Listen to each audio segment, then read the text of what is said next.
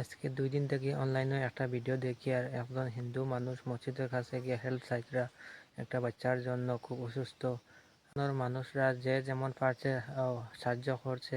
এটা দেখে খুব ভালো লাগলো। আপনারা ভিডিওটা প্রথমে দেখো।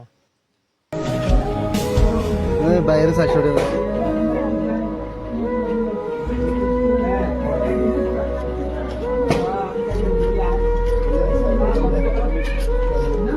এখানে আমরা একটা বাধ্যতার মেসেজ দেওয়ার জন্য একটা স্মল একটা ছোট্ট একটা ভিডিও তৈরি করছি।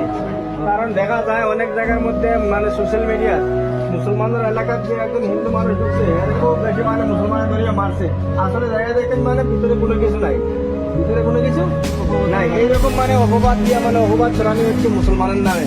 এই জন্য আমরা এই ভিডিওটা বানাইতে মানে বাধ্য হয়েছি। আপনাদের কাছ থেকে আমরা কোনো অনুমতিও নেই, আর আমরা যতটুকু সম্ভব হয়েছে সহযোগিতা করছি।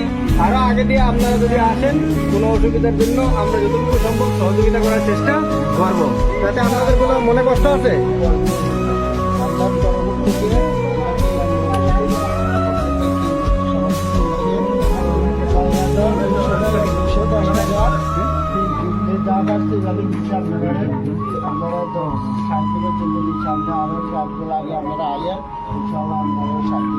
সবাই দোয়া করবো যাতে পোলাটা ভালো হয়ে যায়। সবাই দোয়া করবেন, ইনশাআল্লাহ।